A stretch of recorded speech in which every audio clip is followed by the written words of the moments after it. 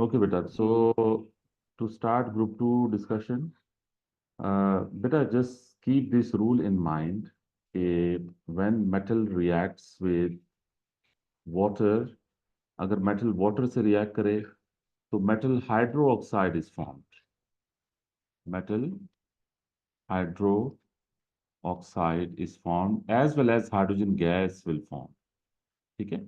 अब ज़ाहिर है हाइड्रोजन गैस जब बनेगी तो गैस जब बनेगी तो ऑब्जर्वेशन में यू विल राइट फिजिंग और बबलिंग, राइट, या एफर्वेसेंस विल बी सीन।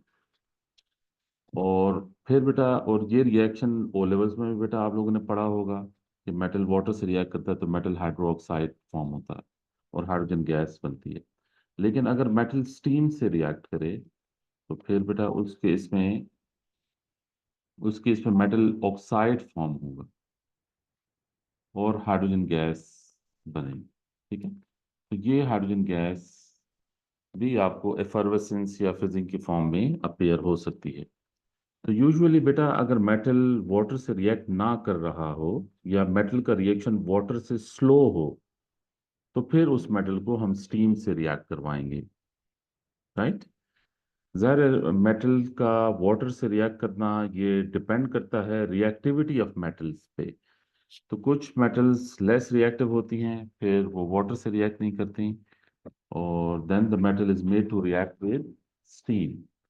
तो अब बेटा ये थोड़ी इंफॉर्मेशन आपको होनी चाहिए कि बेरिलियम ना वाटर से रिएक्ट करता है ना स्टीम से रिएक्ट करता। Beryllium doesn't react with water, neither it reacts with steam, so no reaction.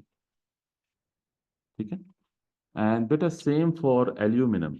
कल की क्लास में हम पढ़ रहे थे ना डायगोनल रिलेशनशिप, और डायगोनल रिलेशनशिप में one of the point was कि बेरिलियम और एल्यूमिनियम की प्रॉपर्टी मैच करती हैं। तो ये प्रॉपर्टी आप देख लें मैच कर रही है कि एल्यूमिनियम और बेरिलियम दोनों वाटर से रिएक्ट नहीं करते, ना ही स्टीम से रिएक्ट करते। उसके बाद बेटा magnesium reacts with water. Magnesium का वाटर से रिएक्शन होता है लेकिन ये रिएक्शन बहुत स्लो होगा, and what is form is magnesium hydroxide. Magnesium hydroxide बेटा फॉर्म होगा और हाइड्रोजन गैस प्रोड्यूस होगी। अच्छा, मैग्नीशियम हाइड्रोक्साइड जो है ना ये इनसॉल्युबल है वाटर में। मैग्नीशियम हाइड्रोक्साइड इनसॉल्युबल है और मैग्नीशियम हाइड्रोक्साइड अपीयर होगा एज वाइट प्रेसिपिटेट। तो वाइट प्रेसिपिटेट की वजह से सोल्यूशन क्लाउडी हो जाएगा, सोल्यूशन बिकम्स क्लाउडी। ठीक है, सोल्यूशन में वाइट प्रेसिपिटेट जब डेवलप होंगे तो सोल्यूशन क्लाउडी हो जाएगा। ये भी पास पेपर क्वेश्चन है, एग्जामिनर अगर आपसे पूछे कि सोल्यूशन क्यों क्लाउडी होता है जब मैग्नीशियम को वाटर में ऐड करें, यू कैन रेफर के इनसॉल्युबल मैग्नीशियम हाइड्रोक्साइड प्रोड्यूस होते हैं जो सोल्यूशन को क्लाउडी कर देंगे। देन बेटा द नेक्स्ट थिंग, हाँ ये बात आपको जहन में रखनी है कि this reaction is very slow reaction. This is very slow reaction. ठीक है, तो क्योंकि रिएक्शन वाटर से स्लो है इसलिए magnesium is made to react with steam, और मैग्नीशियम जब स्टीम से रिएक्ट करेगा तो मैग्नीशियम ऑक्साइड फॉर्म होगा। मैग्नीशियम ऑक्साइड भी बेटा वाटर में इनसॉल्युबल है, तो आप कह सकते हैं मैग्नीशियम ऑक्साइड को वाइट प्रेसिपिटेट फॉर्म हो रहा है और हाइड्रोजन गैस प्रोड्यूस होगी बेटा। ठीक है, तो आई होप बेटा कि आपको याद रहेगी ये डिस्कशन। बेरिलियम एल्यूमिनियम इनका वाटर से रिएक्शन नहीं हो रहा, और मैग्नीशियम पे ये डिस्कशन है कि मैग्नीशियम का वाटर से रिएक्शन बहुत स्लो होगा, that is why magnesium is made to react with steam. और ये ऑब्जर्वेशन बेटा ध्यान में रखें, मैग्नीशियम ऑक्साइड की वजह से क्लाउडी सोल्यूशन बनेगा, राइट बेटा। अब इस सारे डिटेल को लिखने की जरूरत नहीं है, जो मैंने पीडीएफ दिया है आपको उस पीडीएफ में ये सब कुछ लिखा हुआ। ओके बेटा, अच्छा, Let's okay listen with you. बेटा। Next thing is calcium. Huh? बेटा काइंडली माइक बेटा किसका, ओके। अच्छा बेटा, next thing is calcium's reaction with water. तो कैल्शियम का वाटर से रिएक्शन सिग्निफिकेंट स्पीड के साथ होता है। This is not slow reaction, क्योंकि calcium is more reactive than magnesium. Group two में बेटा जैसे जैसे आप नीचे जाओगे, बेरिलियम है, फिर मैग्नीशियम है, फिर कैल्शियम है, फिर स्ट्रॉन्शियम है, फिर बेरियम है, तो नीचे आके reactivity will increase. Barium is more reactive, reactivity increase हो रही है नीचे आके। तो कैल्शियम का वाटर से रिएक्शन होगा, सिग्निफिकेंट स्पीड होगी रिएक्शन की, और कैल्शियम हाइड्रोक्साइड फॉर्म होगा, एंड हाइड्रोजन गैस बेटा प्रोड्यूस होगी, right. Calcium hydroxide and hydrogen gas produce होगी इक्वेशन को बैलेंस करने के लिए, जिस प्लेस टू हियर। और बेटा जो प्रीवियस पेज पे भी इक्वेशन थी, इसको बैलेंस करने के लिए when we place two here, तो इक्वेशन इज बैलेंस्ड। जब आप इक्वेशन क्राफ्ट करेंगे तो इक्वेशन शुड बी बैलेंस्ड। अच्छा, अब बेटा ऑब्जर्वेशंस में ये जहन में रखें। व्हाट यू थिंक बेटा, क्या ऑब्जर्वेशंस हो सकती हैं? क्या Increase observation? yes. Only fizzing बेटा होगी, फिजिंग या बबलिंग या एफर्वेसेंस। फिजिंग इसलिए होगी कि गैस प्रोड्यूस हो रही है। और बेटा सेकेंड जो ऑब्जर्वेशन है ना, ये कैल्शियम हाइड्रोक्साइड ये पार्टली सॉलेबल है, ठीक है, ये फुली सॉलेबल नहीं है, नॉट फुली सॉलेबल, ठीक है। कैल्शियम हाइड्रोक्साइड वो फुली सॉलेबल नहीं है, तो इसलिए आपको, अब you can say solution becomes cloudy. Again यहाँ पे ये आप रिपोर्ट करेंगे, सोल्यूशन बिकम। सर आप प्लीज पीछे वाली स्लाइड पे जा सकते हैं, एक सेकेंड? जी बेटा मैं जा सकता हूँ, आपने पिक्चर लेनी होगी, मैं बेटा जाता हूँ, wait. Solution become cloudy, right. बेटा ये नोट करें ये डिस्कशन। कैल्शियम जब वाटर से रिएक्शन करेगा कैल्शियम हाइड्रोक्साइड बनेगा। एग्जाम में इक्वेशन पूछेंगे आपसे, फिर बेटा आपसे ऑब्जर्वेशन पूछ सकते हैं, आपसे ये रीजन पूछ सकते हैं कि सोल्यूशन क्लाउडी क्यों हो रहा है। तो यू कैन रेफर कि सोल्यूशन बिकम्स क्लाउडी क्योंकि कैल्शियम हाइड्रोक्साइड पार्टली सॉल्युबल। जी बेटा ये स्क्रीन है, ये फर्स्ट स्क्रीन थी, इसकी आपने स्क्रीनशॉट लेनी है तो ले लें। थैंक यू सर, ले ली। ओके बेटा, उसके बाद बेटा देन वी हैव कैल्शियम के बाद वी हैव स्ट्रॉन्शियम। तो strontium reacts vigorously with water beta. What we get is strontium hydroxide and hydrogen gas. अब बेटा स्ट्रॉन्शियम हाइड्रोक्साइड फुली सॉल्युबल है, ये बस ध्यान में रखें, ये data you need to memorise, इसको नोट रखें। Strontium hydroxide is fully soluble. तो यहाँ ऑब्जर्वेशन में बेटा आप क्या कहेंगे? यहाँ ऑब्जर्वेशन में यू कैन से फिजिंग, क्योंकि गैस तो प्रोड्यूस हो रही है, तो यू कैन से फिजिंग। और बेटा दूसरी ऑब्जर्वेशन आप ये कह सकते हैं कि solid dissolves. What you can say बेटा, सॉलिड डिसॉल्व। अब ये जो मैं कह रहा हूँ सॉलिड डिसॉल्व, ये मैं इस सॉलिड की बात कर रहा हूँ। स्ट्रॉन्शियम सॉलिड डिसॉल्व हो जाएगा, यानी यू कैन से कि सॉलिड डिसअपियर भी लिख सकते हैं, राइट। और फिर बेटा बेरियम का रिएक्शन बिल्कुल इसी तरह होगा, barium same as strontium. Barium का वाटर से रिएक्शन बिल्कुल स्ट्रॉन्शियम की तरह ही होगा। बेरियम हाइड्रोक्साइड भी फुली सॉल्युबल है, ठीक है। तो ये बेटा ग्रुप टू मेटल्स के रिएक्शंस थे विद वाटर। बेटा इसकी भी स्क्रीनशॉट जो लेना चाहते हैं ले लें, अगर स्क्रीनशॉट लेनी है तो बेटा ले लें। ओके बेटा, next thing is flame colours. Flame colours भी बेटा मेमोराइजेशन है, यू नीड टू मेमोराइज बेटा।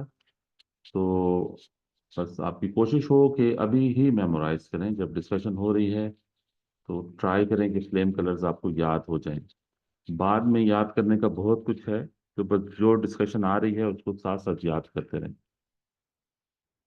तो बेटा फ्लेम कलर्स आपको याद होने चाहिए ग्रुप टू के। पहला बेरिलियम है, तो बेरिलियम का कोई फ्लेम कलर नहीं है, कैम्ब्रिज ने कोई फ्लेम कलर बेरिलियम का रिपोर्ट नहीं किया, तो बेरिलियम का आपको कोई फ्लेम कलर याद नहीं करना। मैग्नीशियम का बेटा आपको याद करना है कि वाइट फ्लेम है, right. Calcium gives brick red flame, calcium का फ्लेम ब्रिक रेड होगा। स्ट्रोंशियम का बेटा फ्लेम होगा क्रिम्सन, क्रिम्सन फ्लेम होगा स्ट्रोंशियम का। और बेरियम का बेटा होगा एप्पल ग्रीन, ठीक है। So just focus these flame colors and try to memorize these flame colors. Magnesium का वाइट, कैल्शियम का ब्रिक रेड, और स्ट्रोंशियम का क्रिम्सन है, और बेरियम का एप्पल ग्रीन है। ओके। अब बेटा थोड़ा सा इसको रिवाइज करें। आपको मैंने जब पीरियड 3 पढ़ाया था, तो पीरियड 3 में भी फ्लेम कलर्स थे, पीरियड 3 में भी फ्लेम कलर्स थे। ये बेटा पीरियड 3 के मेंबर्स हैं जिनके फ्लेम कलर आपको आने चाहिए। तो जो फ्लेम सोडियम का बेटा हमने क्या डिस्कस किया था, यू रिमेम्बर?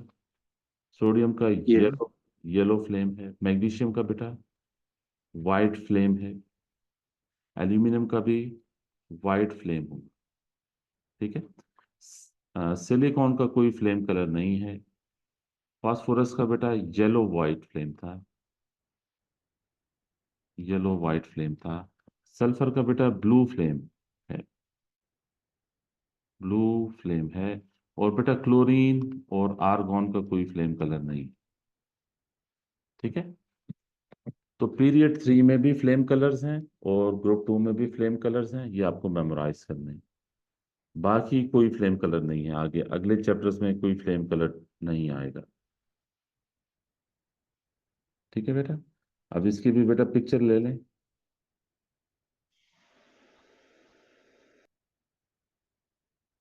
स्क्रीनशॉट बेटा ले लें, सो दैट हम मेटल ऑक्साइड्स की तरफ बेटा मूव करें।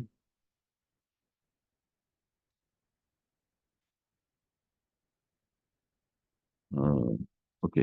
ना बेटा मेटल ऑक्साइड्स, आप इसको हेडिंग हम ये दे सकते हैं, reaction of metal, group 2 metals obviously with oxygen।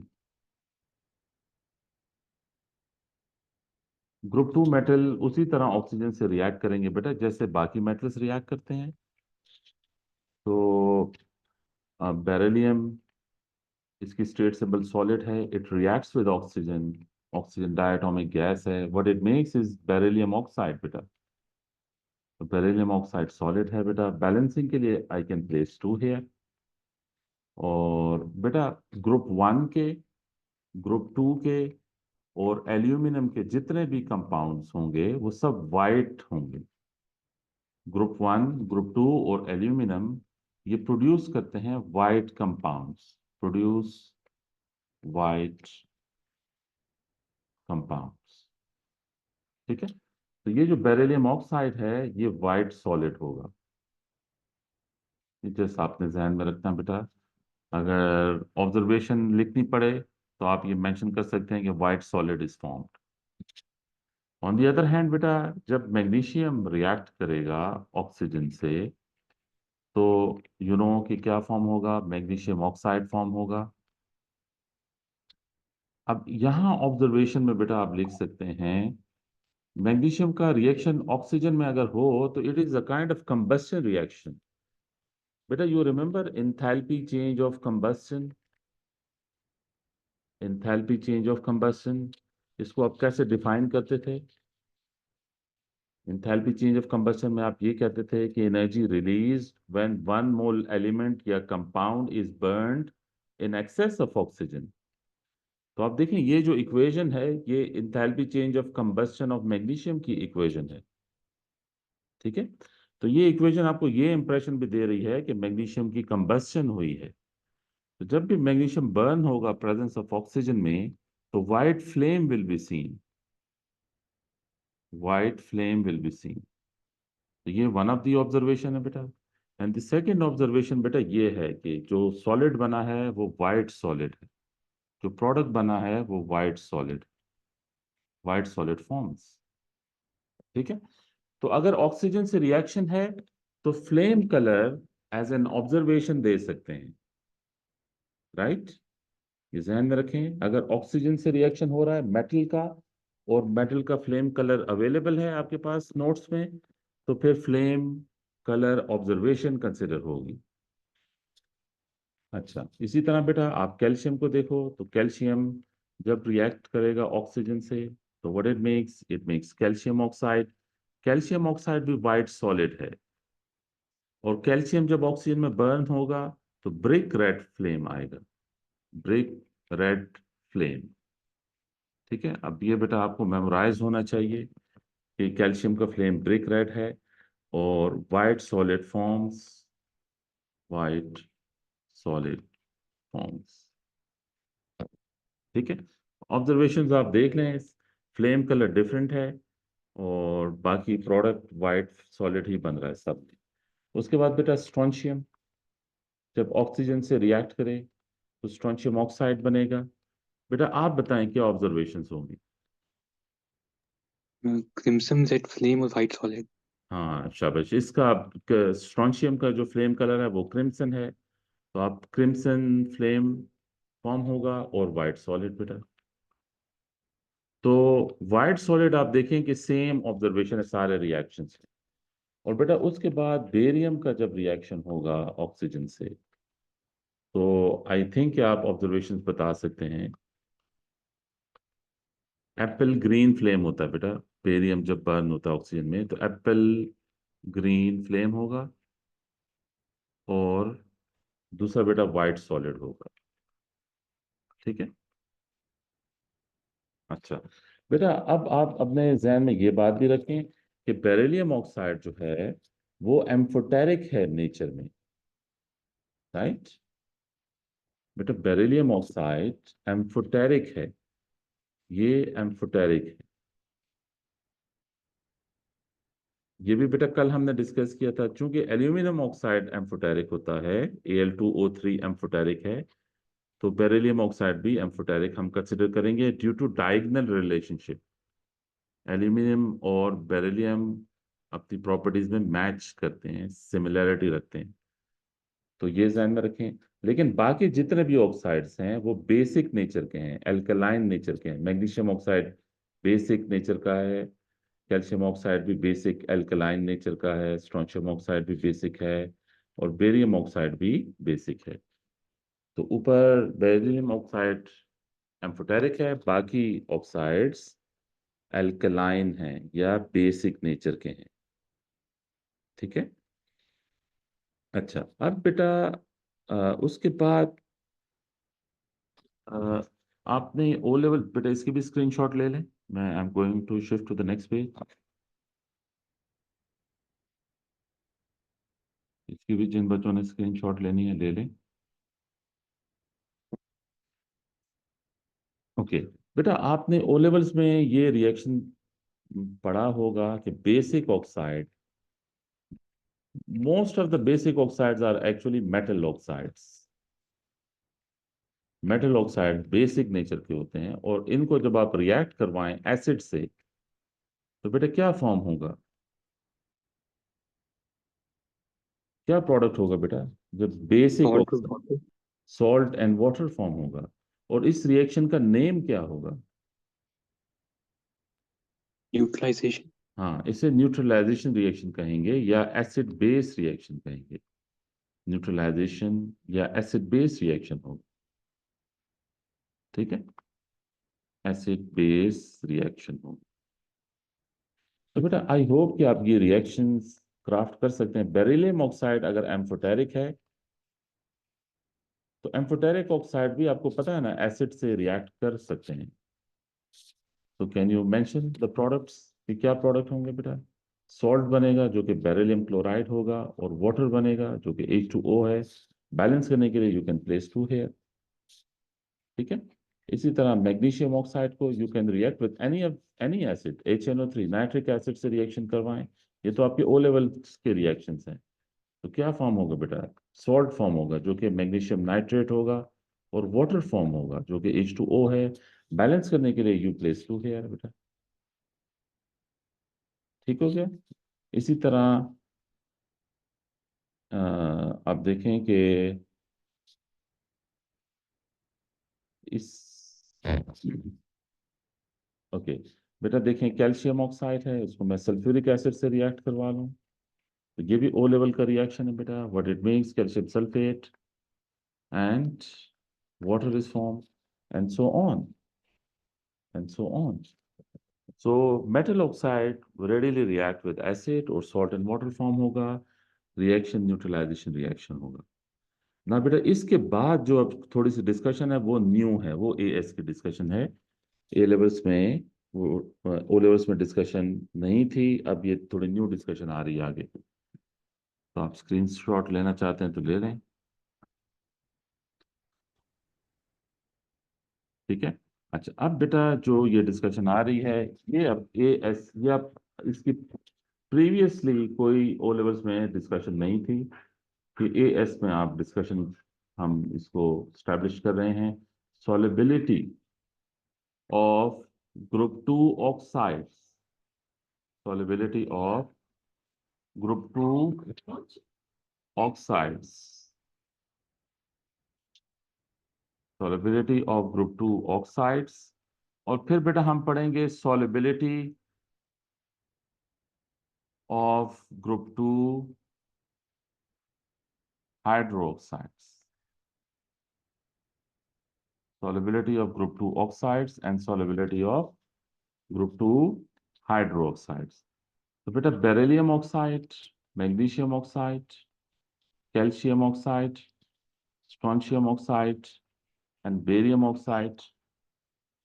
Just keep in mind कि बेरिलियम ऑक्साइड इज इनसॉल्युबल, ये आपको मेमोराइज करना है। Magnesium oxide is also insoluble, okay. Calcium oxide is partly soluble, calcium oxide is partly soluble बेटा। Strontium oxide is soluble और barium oxide is more soluble, very soluble, okay. तो अब बेटा इसमें आपसे एग्जाम में ट्रेंड भी पूछेंगे, सॉल्युबिलिटी ट्रेंड। तो बेटा क्या ट्रेंड आपको नजर आ रहा, डाउन द ग्रुप क्या ट्रेंड आपको नजर आ रहा है इस डेटा से? जी बेटा जी सॉल्युबिलिटी, जी solubility is increasing, okay, down the group solubility is increasing, solubility is increasing down the group। अच्छा और बेटा ये इंफॉर्मेशन जो है ये कोशिश करें कि अभी याद हो जाए, आप बात के लिए ना छोड़ें क्योंकि बाद में बहुत कुछ है याद करने को, ठीक है। तो अभी जो अब आप सब बैठे हुए हैं स्क्रीन के सामने, बेटा कोशिश करें कि इसको मेमोराइज करें इस स्टफ को, ठीक है। ये डेटा आपको याद होगा तो तब आप क्वेश्चंस को हैंडल कर सकोगे। अच्छा उसके बाद बेटा जो मेटल हाइड्रो ऑक्साइड्स हैं ग्रुप 2 के, उनकी सॉल्युबिलिटी का ट्रेंड बिल्कुल ऐसे ही है जैसे मेटल ऑक्साइड्स का ट्रेंड है, ठीक है। ग्रुप 2 ऑक्साइड्स और ग्रुप 2 हाइड्रो ऑक्साइड्स की सॉल्युबिलिटी ट्रेंड बिल्कुल सेम है। तो ये इनसॉल्युबल है बेटा, बेरिलियम ऑक्साइड और बेरिलियम हाइड्रोक्साइड भी इनसॉल्युबल है, मैग्नीशियम हाइड्रोक्साइड भी इनसॉल्युबल है, कैल्शियम हाइड्रोक्साइड पार्टली सॉल्युबल है, और बेटा स्ट्रोंशियम हाइड्रोक्साइड सॉल्युबल है, और barium hydroxide very soluble, right. Once again बेटा ट्रेंड को देखें तो ट्रेंड बिल्कुल सेम है। तो ग्रुप 2 ऑक्साइड्स और ग्रुप 2 हाइड्रोक्साइड्स का की सॉल्युबिलिटी ट्रेंड सेम है, इंक्रीज हो रही है सॉल्युबिलिटी डाउन द ग्रुप। अच्छा बेटा अब अगर इसका रीजन जो की बात करें तो रीजन A2 में है कि ऐसा क्यों हो रहा है, सॉल्युबिलिटी क्यों इंक्रीज हो रही है, तो रीजन A2 में पढ़ेंगे। A2 के सिलेबस में सॉल्युबिलिटी ट्रेंड का रीजन है, राइट। अच्छा अब बेटा जो नेक्स्ट पॉइंट मैं बताना चाह रहा हूं वो ये है कि बेटा ये बात जरा गौर से सुने, ये गौर से सुने बेटा, ये पॉइंट कि group 2 oxides alkaline alkaline nature के होंगे, ठीक है। ग्रुप 2 ऑक्साइड्स एल्कलाइन नेचर के होते हैं। एक मिनट बेटा, ग्रुप 2 ऑक्साइड्स बेसिक हैं या एल्कलाइन है नेचर में, और ग्रुप 2 हाइड्रो ऑक्साइड्स भी एल्कलाइन है। बेटा ये जरा गौर से सुने इस पॉइंट को। अब आपने ओ लेवल में पढ़ा है ना, स्ट्रॉन्ग स्ट्रॉन्ग एल्कली या स्ट्रॉन्ग बेस। बेटा क्या क्या पढ़ते थे आप, व्हाट इज स्ट्रॉन्ग एल्कली? आप किसे स्ट्रॉन्ग एल्कली कहते थे या कैसे डिफाइन करते थे स्ट्रॉन्ग एल्कली को?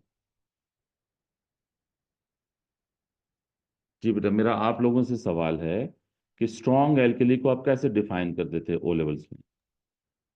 जो completely dissociate हो जाएगा। हाँ हाँ शाबाश, स्ट्रॉन्ग एल्कली कंप्लीटली डिसोसिएट, ऐसी एल्कली जो वाटर में कंप्लीटली डिसोसिएट हो जाए वो स्ट्रॉन्ग एल्कली होती है। और बेटा वीक एल्कली किसे कहते थे? जो जो पार्शली पार्शली डिसोसिएट हो। तो बेटा जो ऑक्साइड्स और जो हाइड्रोक्साइड इनसॉल्युबल हैं, इनसॉल्युबल का मतलब है इनमें डिसोसिएशन बहुत कम है। जो ऑक्साइड्स और जो हाइड्रोक्साइड्स इनसॉल्युबल मैंने लिखे हुए हैं वो असल में वीक, उनकी एल्कली वीक एल्कलाइन नेचर के हैं, वो वीक एल्कली हैं। इनसॉल्युबल का मतलब है dissociation is very less, and soluble का बेटा मतलब है, सॉल्युबल एंड वेरी सॉल्युबल का मतलब है कि डिसोसिएशन इज मोर। तो यहां से बेटा ये ट्रेंड भी पता लग रहा है कि जो मेटल ऑक्साइड हाइड्रोक्साइड ज्यादा सॉल्युबल है वो मोर एल्कलाइन है, ठीक है। और जो मेटल ऑक्साइड और हाइड्रोक्साइड लेस सॉल्युबल है वो लेस एल्कलाइन है या वो वीक एल्कली है। ठीक हो गया? तो जो सर, एल्कलिनेटेड सॉल्युबल ट्रेंड और है वो वेरी भी इंक्रीज हो सॉल्युबल रहा है। के बीच में डिफरेंस क्या होगा? लाइक जी बेटा, सॉल्युबल और वेरी सॉल्युबल के बीच में डिफरेंस क्या होगा? अ, बेटा सॉल्युबल और वेरी सॉल्युबल, एक्चुअली सॉल्युबिलिटी जो है ना वो डिसोसिए एक रिलेटिव टर्म है, ठीक है। सॉल्युबिलिटी एक रिलेटिव टर्म है। सॉल्युबिलिटी सॉल्युबिलिटी को बेटा हम इस तरह से लेट से क्लासिफाई कर रहे हैं कि लेट से एक एक डीएम क्यूब वाटर है, ठीक है। ये 1 डीएम क्यूब वाटर है, और बेटा ये भी 1 डीएम क्यूब वाटर है, ठीक है। तो लेट से कि इस 1 डीएम क्यूब वाटर में 1 मोल कोई सॉल्ट एक्स है, वो 1 मोल डिसोसिएट हो जाता है, डिसॉल्व हो जाता है फुली, ठीक है। इस 1 डीएम क्यूब वाटर को सैचुरेट करने के लिए, सैचुरेटेड सोल्यूशन बनाने के लिए 1 मोल एक्स डिसॉल्व हो जाता है। लेकिन जो दूसरा 1 डीएम क्यूब वाटर है उसको 0.9 मोल्स कोई दूसरा सॉल्ट है, लेट से वाई, 0.9 मोल वाई वो फुली डिसॉल्व होता है, या सोल्यूशन को सैचुरेट करने के लिए 0.9 मोल वाई यूज हो रहा है। तो अब इसको देख के आप बताओ कि कौन ज्यादा सॉल्युबल है एक्स और वाई में? एक्स। हाँ, एक्स मोर सॉल्युबल है, क्योंकि 1 डीएम क्यूब में उसके ज्यादा मोल डिसोसिएट हो रहे हैं दोनों सॉल्युबल, एक्स भी सॉल्युबल है और वाई भी सॉल्युबल है, लेकिन एक्स थोड़ा ज्यादा सॉल्युबल है, उसके ज्यादा मोल डिसोसिएट हो रहे हैं। तो इसलिए मैंने वहां पे वेरी सॉल्युबल लिखा है। और इसके पीछे भी एक्सपेरिमेंटल डेटा है, तो जिस सॉल्यूट के ज्यादा अमाउंट डिसोसिएट होगा वो वेरी सॉल्युबल होगा, ठीक है। मैं एक्चुअली ये इंप्रेशन देने के लिए इधर वेरी सॉल्युबल लिखा है कि सॉल्युबिलिटी इंक्रीज हो रही है down the group, barium oxide ज्यादा सॉल्युबल होगा स्ट्रोंशियम ऑक्साइड से। Sir, can you show the slide before this? जी बेटा, दिस वन, जी सर। अच्छा ठीक है, थैंक यू। ठीक है बेटा, ये वाली जो स्लाइड है इसकी भी स्क्रीनशॉट ले लें।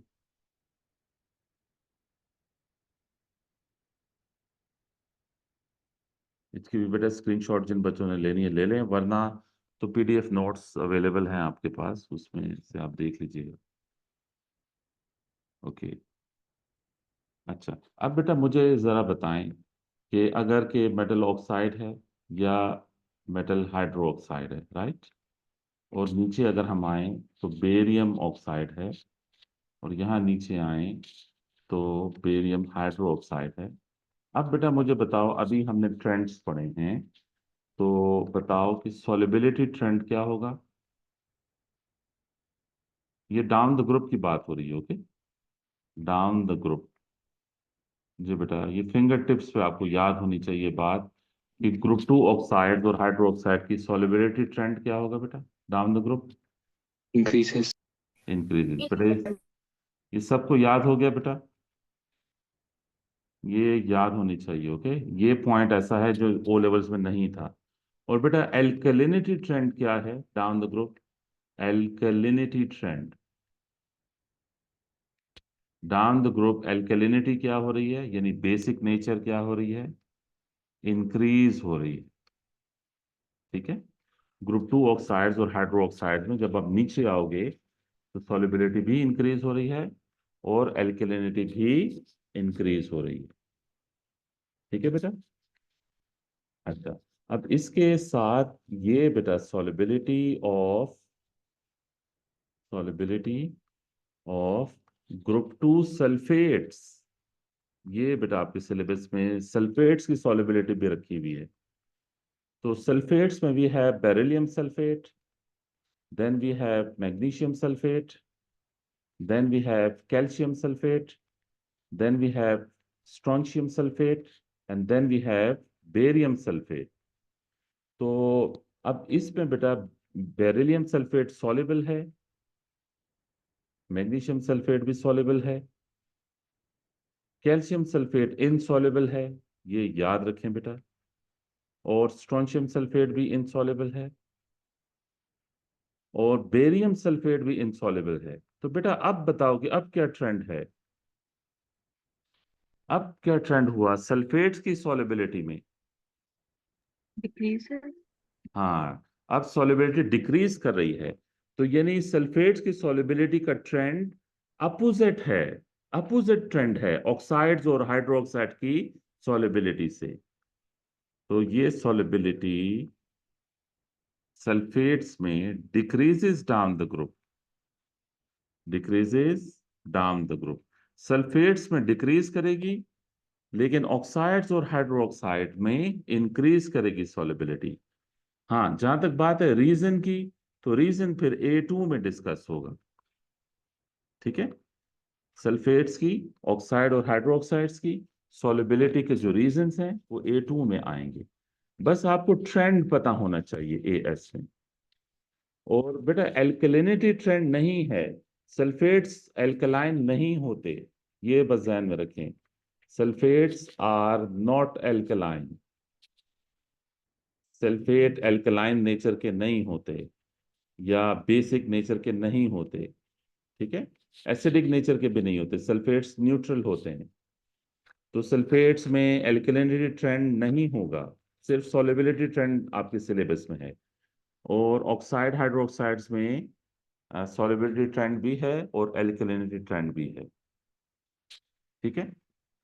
अच्छा, बेटा इसकी स्क्रीनशॉट ले लें, और ये जो सेशन है हमारा ये एक्सपायर हो रहा है, तो मैं दूसरी मीटिंग स्टार्ट करके उसका लिंक ग्रुप में अभी शेयर करूंगा, ठीक है। तो स्क्रीनशॉट बेटा ले लें, और इस सेशन को मैं एंड करके अब दूसरा सेशन मैं स्टार्ट कर रहा हूँ, न्यू मीटिंग। तो न्यू मीटिंग लिंक जो है मैं ग्रुप में अभी शेयर कर रहा हूँ। जिन बच्चों ने स्क्रीनशॉट लेना बेटा वो ले लें,